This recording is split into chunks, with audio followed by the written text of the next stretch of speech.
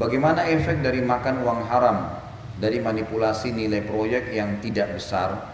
Bagaimana jika si pelakunya belum sadar kalau manipulasi nilai proyek atau sama dengan mencuri hak orang lain? Pasti akan datang. Uang haram akan masalah. Dia beli mobil, pasti mobilnya bermasalah. Percaya, akan tabrakan kah, akan masalah. Tidak ada uang haram itu nikmat, mustahil. Mustahil. Ada seseorang dulu, cerita paman saya di Malaysia. Kebetulan orang ini datuk keturunan raja di sana dan asalnya dari Indonesia, dari Sulawesi Selatan orang ini. Cuma sudah lama pindah ke sana sebelum berdiri negara Malaysia, hanya sekarang menjadi kerajaan di daerah Johor. Kebetulan karena kami juga tinggal dari Sulawesi Selatan, dari nenek-nenek saya juga ada turunan Bugis, maka nyambung ngobrolnya antara paman saya dengan si turunan raja yang ada di sana.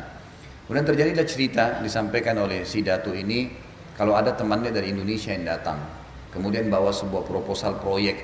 Ini proyek, nilainya 5 juta US. Ini proyek. Pertama si Datu ini ragu, ini bukan bicara masalah Indonesia Malaysianya, tapi kita bicara antara kasus yang terjadi. Maka pada saat itu si Muslim yang dari Indonesia ini datang, sudah seminggu nunggu belum di ACC proposalnya. Orang ini kaya nih, turunan raja yang satunya.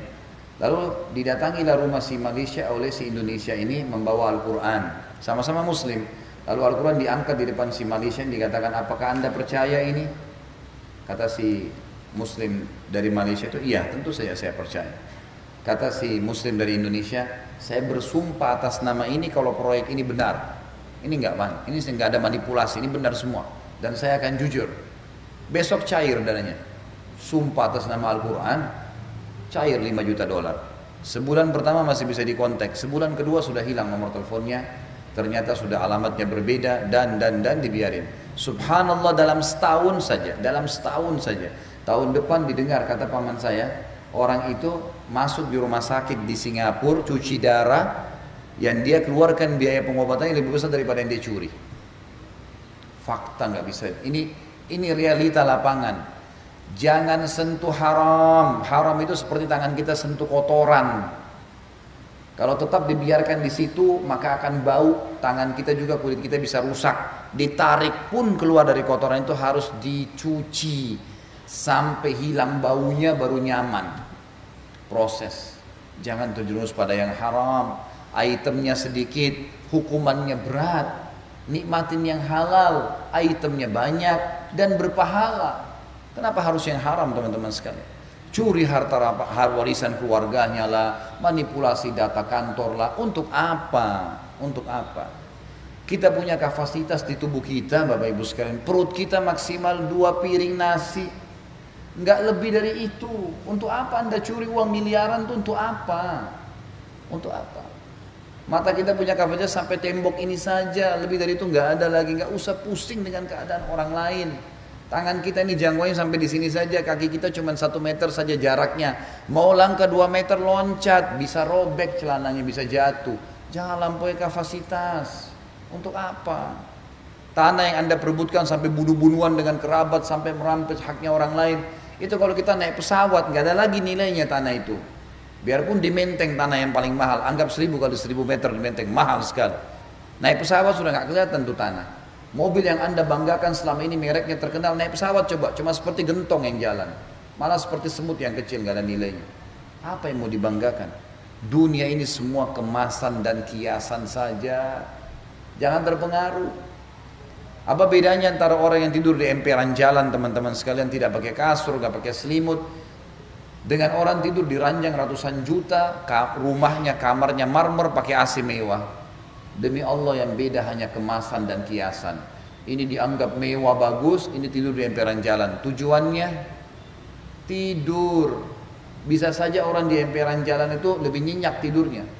Apa bedanya orang makan di daun pisang dengan piring emas? Kemasan dan kiasan. Tujuannya makan. Jangan melampaui kapasitas. Orang yang berbuat dosa ini melampaui kapasitas. Riba, kenapa? Paksain diri harus KPR. Kalau saya nggak KPR, saya nggak punya rumah. Subhanallah. Sabar akhi, sabar ukhti. Kontrak, nggak apa-apa, nggak aib. Nanti saya nggak punya rumah. Kenapa kalau nggak punya rumah di dunia? Kenapa? Tangannya putus? Enggak. Kejar tuh istana di akhirat sana yang abadi, bukan dunia. Nabi Muhammad SAW rumahnya dari tanah liat. Sampai Umar bin Khattab nangis waktu masuk rumahnya. Kalau ada rezeki alhamdulillah, rumah mewah, mobil nggak masalah. Tapi di sini tidak boleh dari yang haram. Nggak ada gunanya. Untuk apa kita nikmatin mobil yang bagus, rumah yang mewah, makanan mewah, tapi dari haram semua. Dan ini subhanallah seperti orang masukkan racun ke badannya loh. Semewah apapun buah-buahan itu, makanan itu, sehebat apapun vitamin yang diambil dari uang haram, wallahi teman-teman saya demi Allah jadi penyakit buat anda. Sesederhana pun makanan, walaupun gorengan pakai minyak bekas di pinggir jalan tapi dari uang halal, wallahi bisa jadi kesehatan buat anda. Tolak ukurnya adalah halal haramnya Allah. Ini hati-hati. Jangan lampaui kapasitas, nggak ada gunanya. Jangan paksain diri. Pujian orang, kamu hebat ya. Kamu luar biasa ya, kamu gagah ya, kamu cantik ya. Dan cacian orang, kamu kesian ya, kamu kampungannya, sepanjang lidahnya. Mau diapain tuh? Mau dapat apa setelah itu? Bangga kena mobil hasil curian, subhanallah. Gimana? Teman-teman sekalian, hiduplah di dunia kata Nabi SAW, kun fid dunya gharibun, kul fid dunya ya, gharibun aw abirus sabil. Jadikan dirimu di dunia seperti orang yang asing atau orang yang lewat saja. Nikmatin yang Allah mudahkan dan jangan paksakan diri melampaui kapasitas.